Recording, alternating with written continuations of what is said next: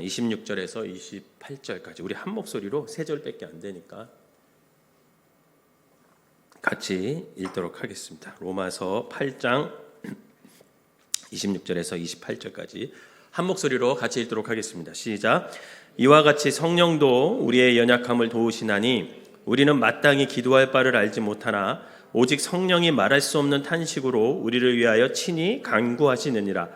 마음을 살피시는 이가 성령의 생각을 아시나니 이는 성령이 하나님의 뜻대로 성도를 위하여 간구하심이라.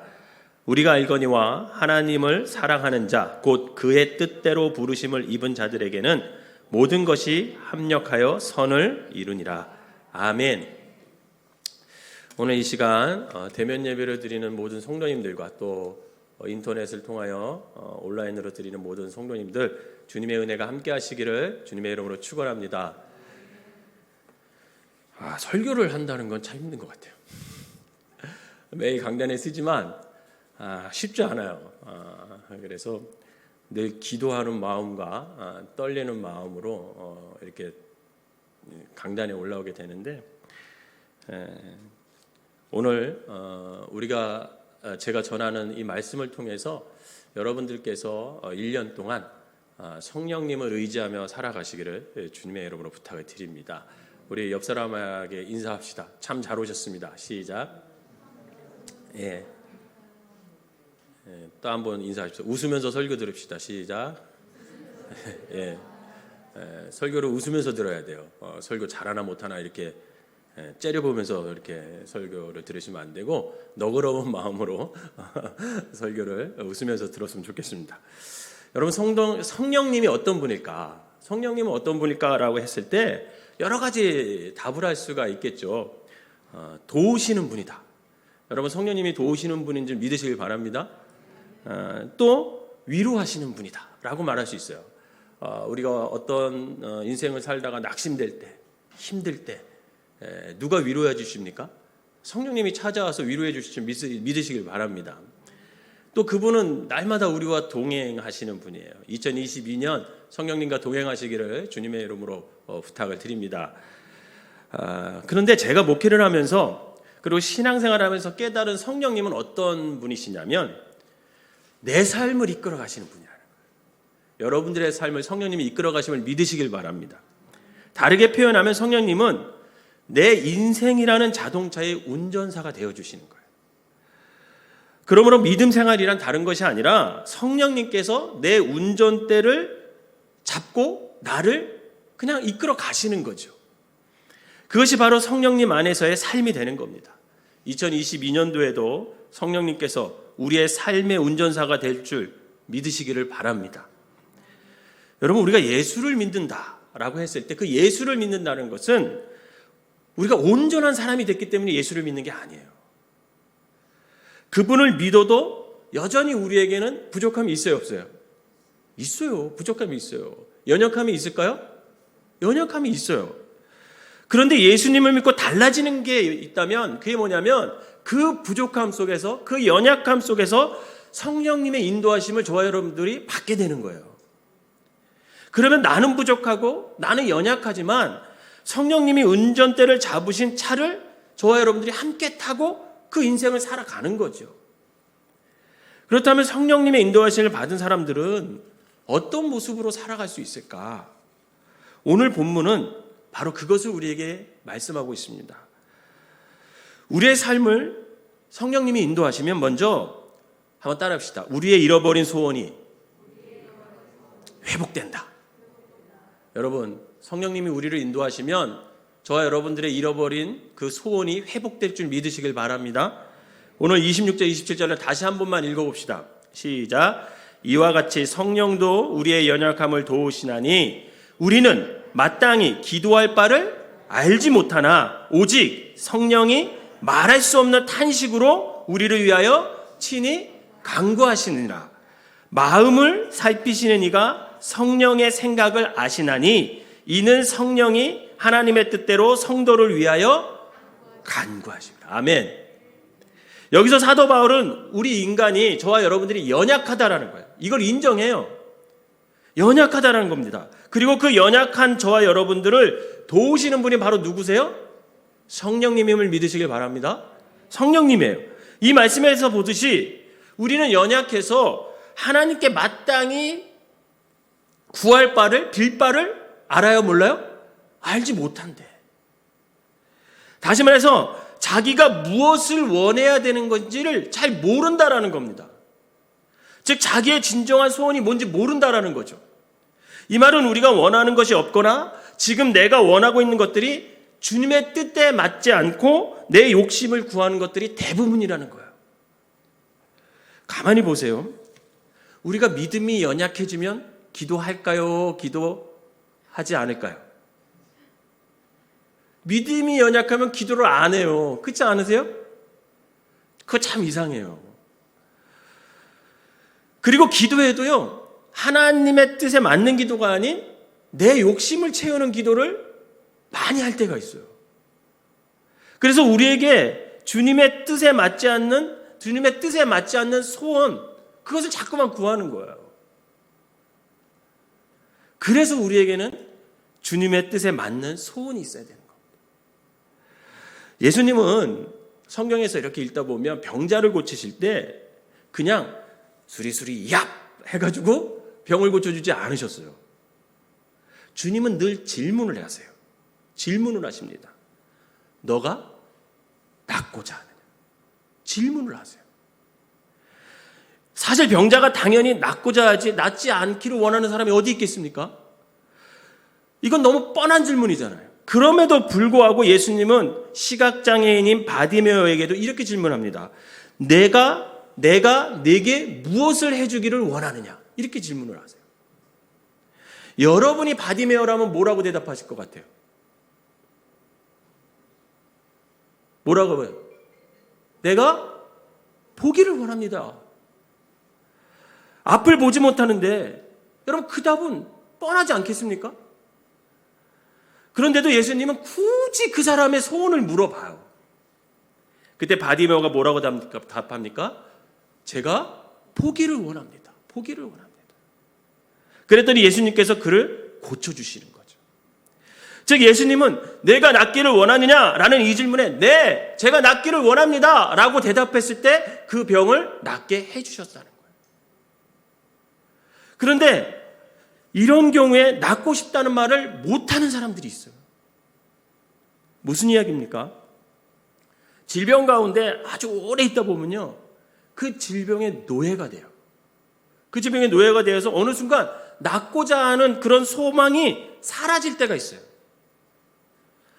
저희 어머니께서 하도 많은 곳이 아프세요.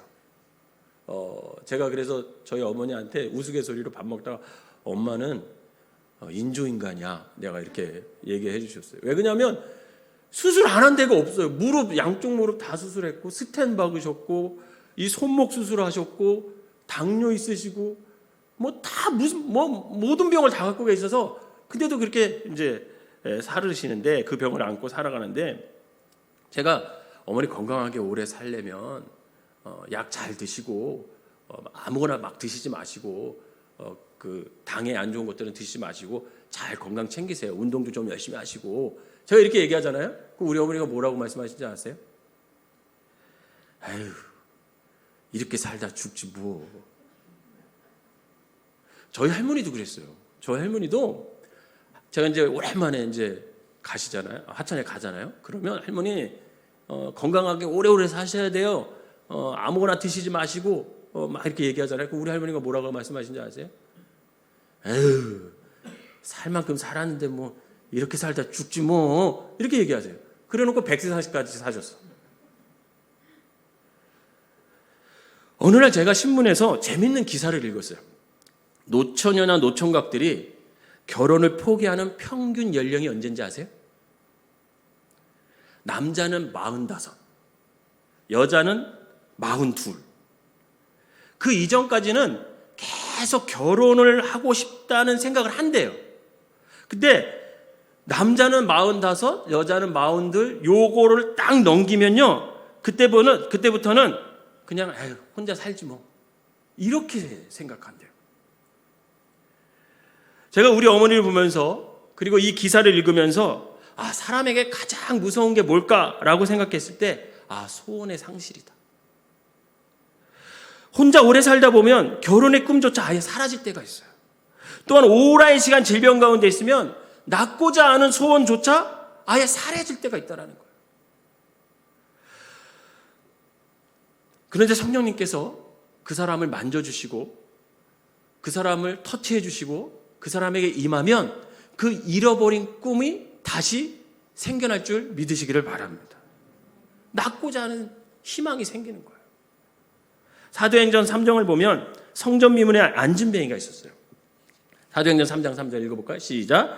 그가 베드로와 요한이 성전에 들어가려 함을 보고 구걸하거든.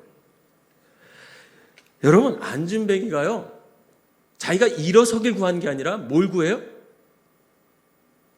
그날 하루 먹고 살아갈 수밖에 없는 어떤 돈, 식량, 이런 걸 구하는 거예요.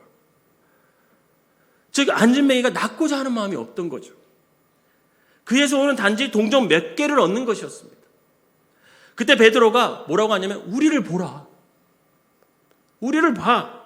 라고 말합니다. 안진뱅이는 베드로와 요한에게 그래서 무엇을 좀 구할까 하여 그를 바라봅니다. 그러자 베드로가 이렇게 말합니다. 사도행전 3장 6절. 시작. 큰 소리로 읽어봅시다. 시작. 베드로가 이르되 은과 금은 내게 없거니와 내게 있는 이것을 내게 주노니 나사렛 예수 그리스도의 이름으로 일어나 걸어라. 그리고 베드로가 안진뱅이의 손을 잡아 일으키니 어떻게 됐습니까? 그가 걷게 될 줄 믿으시길 바랍니다. 성령께서 베드로를 통하여 은보다 금보다 더 귀한 안진뱅이의 잃어버린 소원을 다시 살려낸 거예요. 살려낸 거예요. 그리고 그 소원을 이루어 주셨습니다. 이처럼 성령님께서 오늘도 이런 일을 하신 줄 믿으시기를 바랍니다. 2022년도에도 주님의 뜻에 맞는 소원을 저와 여러분들이 품으시기를 바랍니다. 제가 가만히 보면 잘 안 되는 사람들의 특징들이 있어요. 그 특징이 뭐냐면 꼭 안 된다는 마음을 먹어. 이걸 하면 이거 안 될 것 같은데. 이렇게 겁부터 먹어요. 소원이 없어요. 왜 그렇게 안 된다는 확신 속에 살아가는지 답답할 때가 있어요. 그런데 성령님께서 우리 가운데 오셔서 하시는 일이 무엇입니까? 된다는 마음을 품게 해주는 거예요. 그리고 소원을 회복시켜 줍니다. 잃어버린 소원을 자꾸 회복시켜 주세요. 그러기에 우리는 늘 성령님의 능력 가운데 성령님이 주시는 소원을 품고 살아가야 되는 거죠. 제가 영화를 참 좋아해요. 요즘은 잘 못 보는데 한때 그 영화를 너무 좋아해가지고 영화를 자주 봤습니다. 1998년도 제가 대학교 3학년 때 감명 깊게 본 영화가 있어요. 그 영화가 뭐냐면 이보다 더 좋을 순 없다라는 영화예요. 혹시 보신 분 있으세요? 남자 주인공이 잭 니콜슨인데 저는 이 영화를 굉장히 재밌게 봤어요. 이 잭 니콜슨이 멜빈이라는 남자 주인공 역으로 나와요. 멜빈이라는. 이 멜빈은 신경질적인 강박증 환자예요. 그래서 그는 길을 걸어갈 때 이제 인도 블록들이 이렇게 있잖아요. 그는 금 있잖아요. 금을 안 밟아. 어디 외출을 나가려면 우선 긴장을 해. 그 금 밟으면 큰일 나, 이 사람은. 그래서 금을 안 밟고 그 안에만 발을 탁탁 들여서 막 이렇게 피해서 그 금 속에 지저분한 것들이 있다고 생각하는 거예요. 그래서 그걸 밟으면 자기가 더러워진다고 느껴. 그래가지고 그것을 다 피해서 가요. 걸어서 갑니다. 식당에 딱 도착하잖아요. 식당에 도착해서도 식당에서 주는 나이프와 포크를 사용하지 않아. 일회용을 사용하든지 자기 걸 꺼내서 자기가 직접 준비한 걸 꺼내서 음식을 먹어요. 그는 외출했다가 돌아오잖아요. 아주 뜨거운 물을 막 틀어요. 욕실에. 그리고 그 욕실 안에 이렇게 캐비넷 같은 게 조그만 게 있잖아요. 그걸 딱 열으면요. 뭐가 있는지 아세요? 세비누가 쫙 쌓여 있어요. 이렇게 쫙. 그래서 그 세비누 하나를 딱 뜯어. 그리고 손을 이렇게 2번 씻고 그걸 어떻게 해요? 쓰레기통에다 버려. 다음에 안 써. 거기에 또 세균이 묻어 있다고 생각해. 그런 강박관념을 갖고 있는 사람이에요. 비누가 막 그렇게 쌓여져. 그런데 어느 날 이 멜빈이 그 식당에서 일하는 여자 조업원 캐롤을 좋아하게 된 거예요. 그러자 그의 인생이 변하기 시작합니다. 이 멜빈의 인생이 변하기 시작해요. 여러분, 이 영화의 핵심은 뭐냐면 사랑하면 변한다, 뭐 그런 뜻이에요. 그런데 어느 날 이 영화 속에서 어느 날 캐롤이, 이 여자 주인공 캐롤이 남자 주인공 이 멜빈에게 뭐라고 얘기하냐면 저를 한번 칭찬해 보세요, 이렇게 얘기를 해요. 그랬더니 이 멜빈이 주저주저 하다가 이렇게 얘기해요. 나는 고쳐야 할 병이 있어요. 근데 의사가 말하기를 나 같은 사람은 50에서 80% 정도는 약이 도움이 된다고 합니다. 그런데 내가 약을 아주 싫어해요. 어느 정도로 싫어하냐면 그 약에다 증오한다라는 말을 쓸 정도로 제가 그 약을 싫어해요. 그런데 내가 당신을 만나고 나서부터는 그 약을 먹기 시작했어요. 이렇게 대답을 하는 거예요. 여러분은 어떠세요? 분명히 캐롤은 멜빈에게 칭찬을 자기를 해달라고 그랬거든요. 근데 칭찬을 이렇게 했어. 이게 칭찬이에요? 칭찬처럼 들리세요? 그러니까 이 캐롤이 고개를 갸우뚱하더니 뭐라고 했냐면 좀 더 좀 구체적으로 얘기해 보세요. 이렇게 얘기를 해요. 그랬더니 이 멜빈이 이런 말을 합니다. 당신은 나에게 더 좋은 사람이 되고자 하는 소원을 주셨습니다. 그렇게 얘기를 해요. 그러자 이 캐롤이 감동을 해가지고 한동안 입을 열지 못하다가 화사하게 웃으면서 내 평생 들었던 칭찬 중에 가장 최고의 칭찬이에요. 이렇게 얘기합니다. 여러분, 캐롤은 멜빈에게 최고의 칭찬을 들었고 멜빈은 캐롤에게서 최고의 선물을 받은 거죠. 여러분, 더 좋은 사람이 되고자 하는 소원, 더 나은 사람이 되고자 하는 소원보다 더 큰 소원이 어디 있겠습니까? 이보다 더 큰 선물이 어디 있겠어요? 최고의 선물이죠. 저는 2022년에 저와 여러분들이 더 좋은 사람이 되시기를 주님의 이름으로 부탁을 드립니다. 그런데 이 영화에서 캐롤이 했던 역할을 우리의 삶에서 누가 하십니까? 바로 성령님께서 하시는 거예요. 성령님께서 우리 가운데 찾아오셔서 역사하기 시작하면 우리에게 더 좋은 사람이 되고자 하는 소원이 생기는 거죠. 또한 더 나은 모습으로 살고자 하는 소원이 생기는 것입니다. 즉 하나님의 뜻대로 살고자 하는 그런 마음, 그런 소원이 나에게 일어나는 거예요. 그래서 성령 충만하다는 것은 내 안에 진정한 소원이 생겼다라는 뜻입니다. 다른 말로 하면 소원이 생겼다라는 거예요. 사랑하는 성도 여러분, 대부분의 사람들은요, 돈을 많이 버는 것이 소원이에요. 쇼핑하는 것, 더 큰 차를 타고 다니는 것, 내가 가진 주식이 대박 나는 것, 자기 집을 소유하는 것, 또 경쟁에서 승리하는 것, 이것을 참 좋아해요.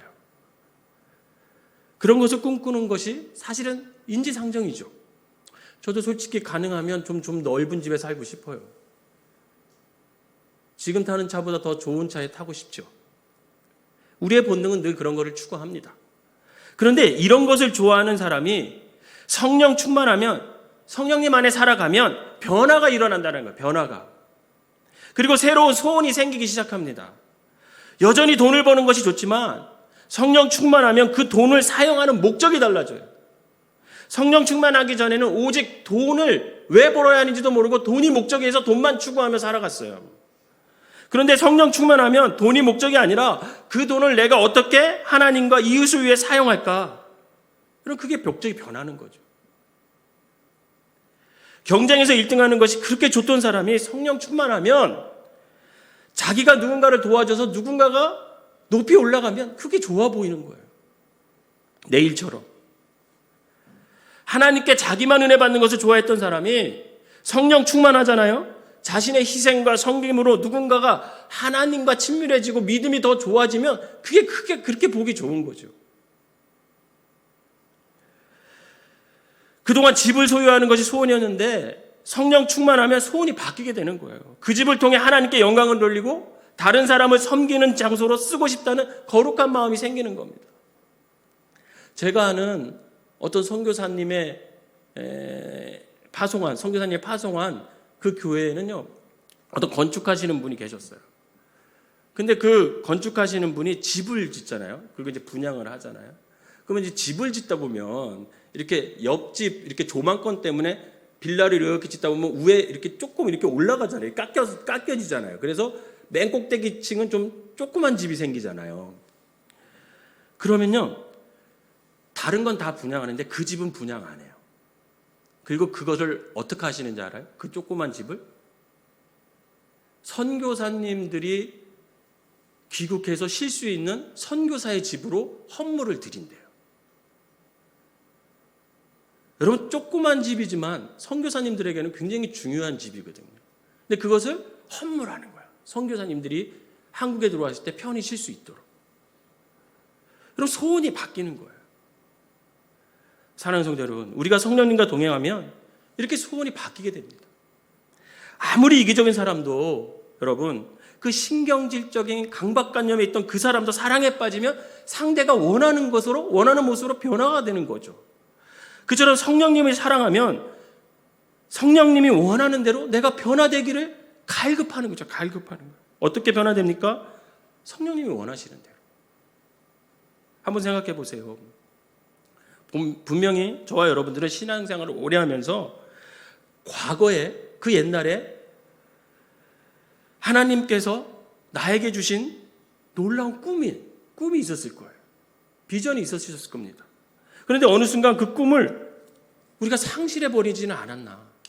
한번 연초에 생각해 볼 필요가 있는 거죠.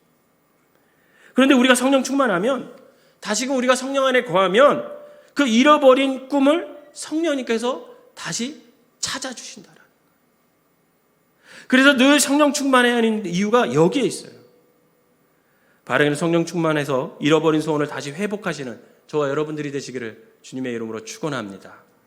그런데 신앙생활하면서 성령님께서 함께하지 않는 사람은 여러분 소원 자체가 없거나 소원이 타락하게 되더라고요. 소원의 타락은 인간의 삶에서 실제적으로 가장 큰 문제예요. 특히 그리스도인들의 소원이 타락하면요, 더 악취가 나게 되어 있습니다. 이것은 굉장히 심각한 문제예요. 여러분, 원하는 것이 없는 것을 절망이라고 표현한다면 원하는 것이 틀린 것을 중독이라고 말할 수 있어요. 중독이 왜 나쁩니까? 중독은요, 소원을 타락시켜요. 무엇이든지 중독된 사람을 가만히 보세요. 자기 자신에게 꼭 필요한 것을 구하는 것이 아니라 자기를 꼭 망치는 것만 구해. 여러분, 마약 중독자는요, 마약만 구해요.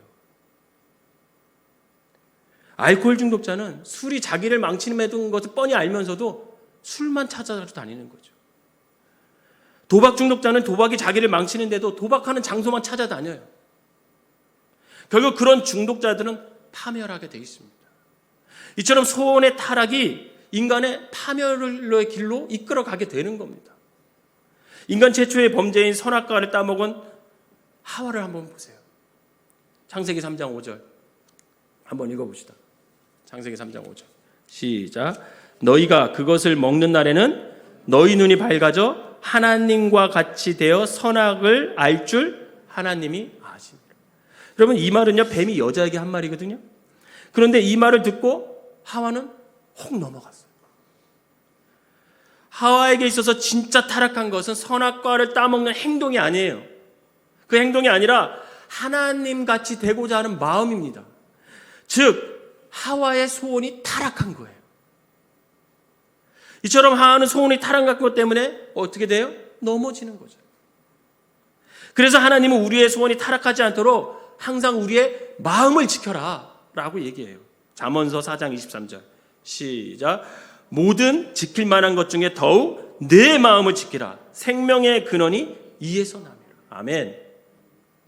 그리고 하나님이 영을 보내셔서 우리의 마음을 지켜주세요. 마음을 너가 지켜 이렇게 얘기하지 않았어요.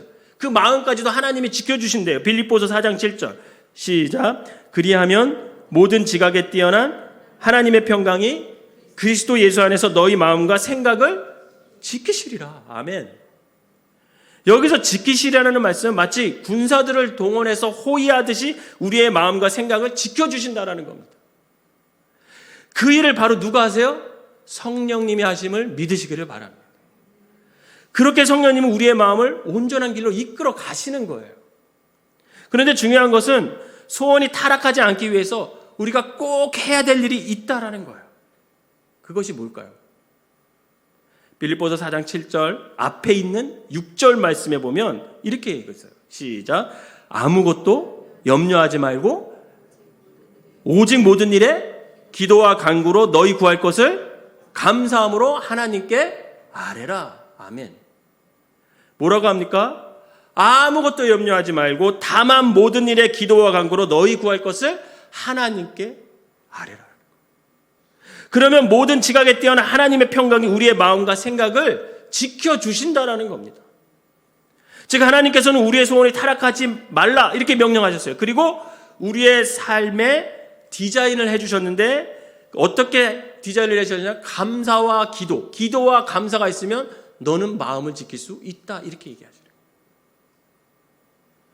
사랑하는 성도 여러분, 우리가 기도와 감사를 하면 염려할 것이 없어요.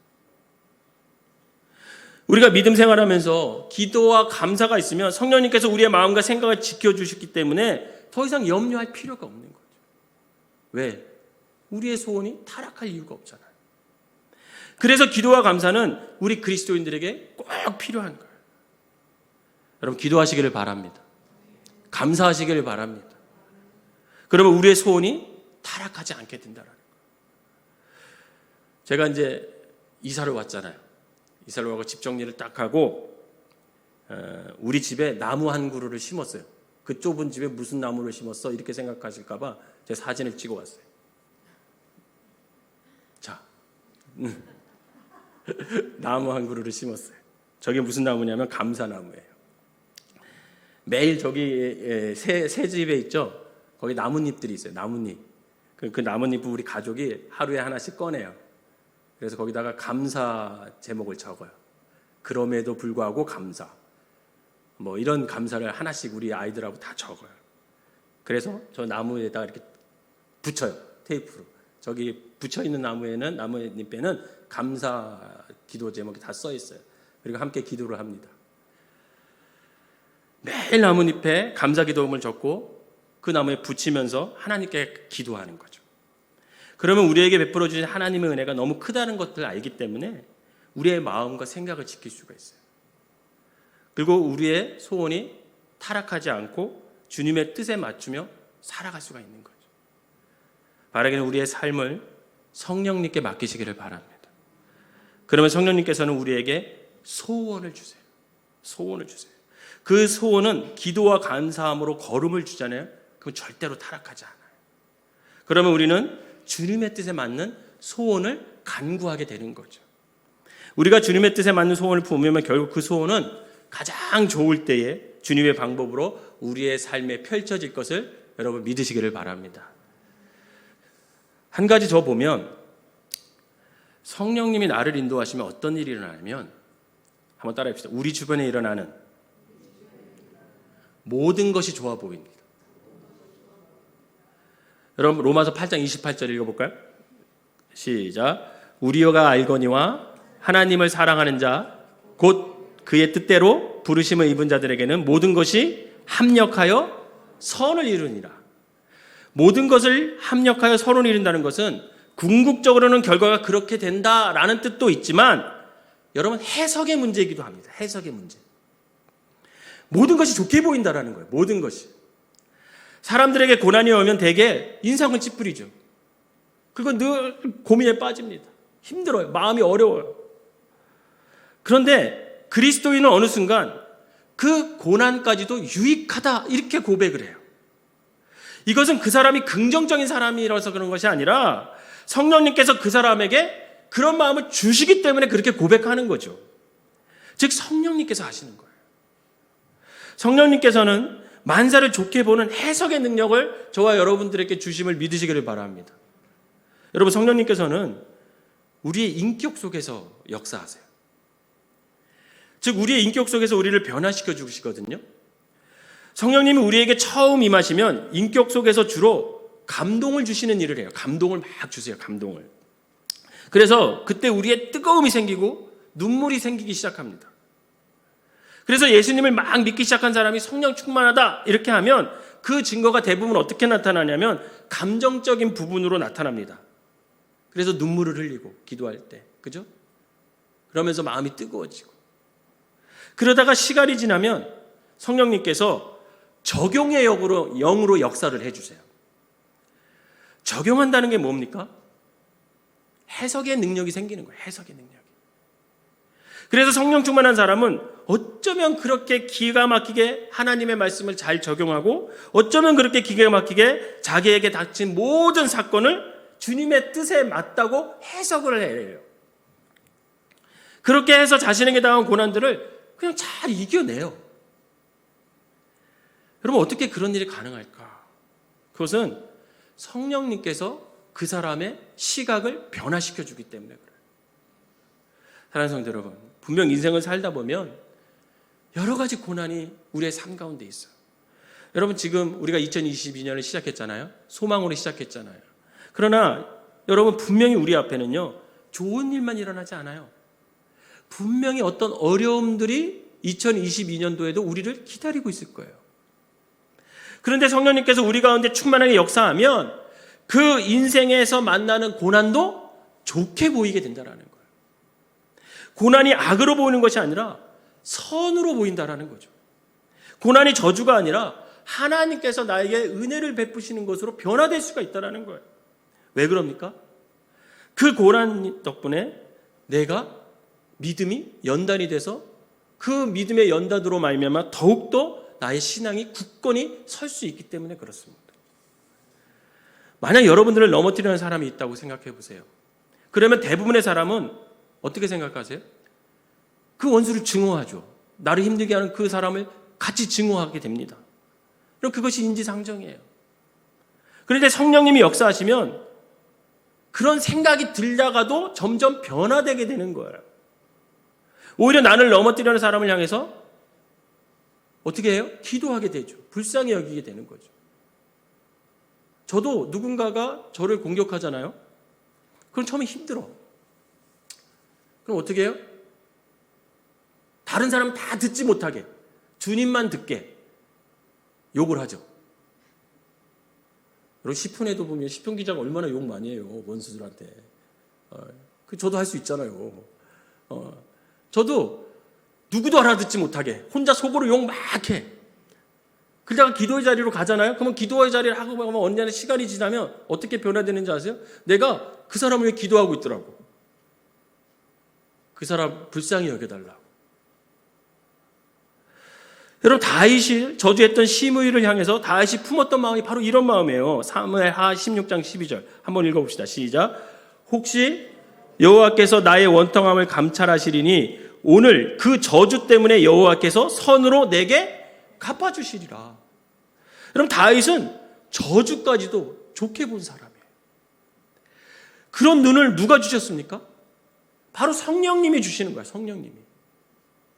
저도 목회를 하다 보면 그런 경험을 많이 하죠.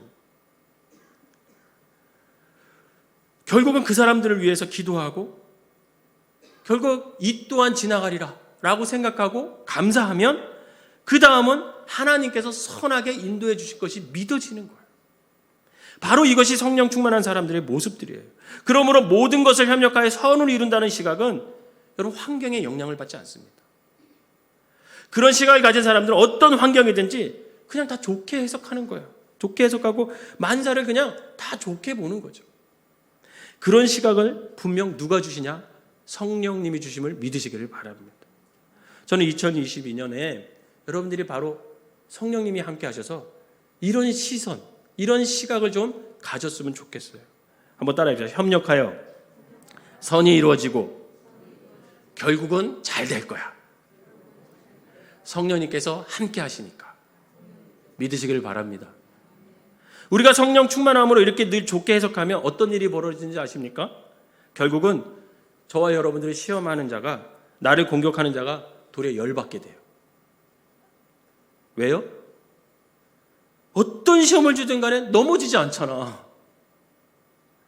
늘 감사와 찬성이 터져나오기 때문에 오히려 공격하는 마귀가 더 열받게 되고 공격당하는 우리는 감사와 찬송을 하면서 늘 행복하게 살아갈 수가 있는 거죠. 여러분, 상처받을 권리만 있는 게 아니라 상처를 거부할 권리가 저와 여러분들에게 있음을 믿으시길 바랍니다. 이처럼 성령님께서 우리 가운데 역사하시면 어떤 환경적인 도전이 온다 해도 무조건적으로 좋게 볼 수 있게 된다는 거예요. 결국 그런 인생은 세상을 넉넉히 이기는 능력을 소유하게 되고 시험을 거뜬하게 이길 수 있다는 겁니다. 사랑하는 성도 여러분, 고난까지도 좋게 보시기를 바랍니다. 그런 능력이 어디서 오냐? 하나님의 영으로부터 온다는 거예요. 성령님께서 우리에게 은혜를 주시면 모든 것이 다 좋게 해석될 수 있다는 거예요. 사랑하는 성도 여러분, 삶의 변화가 언제 오느냐? 금식하고 막 고행한다, 여기서 삶의 변화가 오는 게 아니에요. 제가 목회를 하면서 여러 성도들을 보니까 삶에서 가장 큰 변화를 볼 때는 언제냐면요, 인생 가운데 찾아오는 고난을 잘 견디고 그것을 좋게 받아들여서 극복할 때, 여러분 그때 삶의 변화가 일어나더라고요. 그 고난을 믿음의 눈으로 좋게 해석하는 사람들이 믿음이 자라나고요, 그 삶 속에서 하나님의 자녀로 변화되는 것을 여러분 볼 수가 있어요. 여러분, 저희 교회에서도 그런 분들이 계셔요. 제가 알고 있어요. 인생을 살다가 정말 잘 나왔는데 한순간에 무너졌을 때 죽고 싶은 심정이 있겠죠. 그러나 그 순간에 잘 견뎠어요. 그리고 잘 왔어요. 그리고 뒤돌아보니까 그것 또한 하나님께서 인도해 주셨고 하나님께서 나에게 은혜를 베푸실 거라고 해석을 하시더라고요. 여러분, 그런 모습이 오늘 저와 여러분들에게 있어야 됩니다. 바라기는 우리의 소원을 새롭게 하시고 우리의 삶에서 일어나는 일들을 다 좋게 볼 수 있도록 우리의 눈을 새롭게 하시는 성령님을 늘 의지하며 살아가시기를 바랍니다. 그래서 오늘 우리에게 성령님이 주시는 그 소원의 회복과 눈의 회복을 통해 우리의 믿음을 더 깊게, 넓게, 높게 만드는 2022년이 되시기를 주님의 이름으로 축원합니다. 기도하겠습니다. 사랑과 은혜가 충만하신 하나님 아버지, 감사합니다. 2022년도가 시작됐습니다. 하나님, 성령님께서 우리의 삶을 인도하여 주시옵소서. 그래서 우리의 잃어버렸던 소원을, 주님의 뜻에 맞는 소원을 다시금 회복하게 하시고, 아버지 하나님, 또한 우리의 시각을 변화시켜 주셔서 어떤 고난 속에서도 절망하고 아버지 낙심하고 주저앉는 것이 아니라 그 또한 지나가리라 라고 생각하고 아버지 우리가 더 좋게 해석하는 사람들이 되게 하여 주셔서 아버지 하나님, 2022년도 성령님의 인도하심 따라 우리의 삶이 주님의 뜻 가운데 온전히 서고 믿음이 더 단단해지는 한 해가 될 수 있도록 인도하여 주시옵소서. 오늘 예배드리는 모든 성도들에게 주님께서 축복하시되 저들이 늘 주님과 동행하는 아버지와 귀한 삶을 살아낼 수 있도록 믿음을 더하여 주시옵소서. 예수님의 이름으로 기도하옵나이다. 아멘.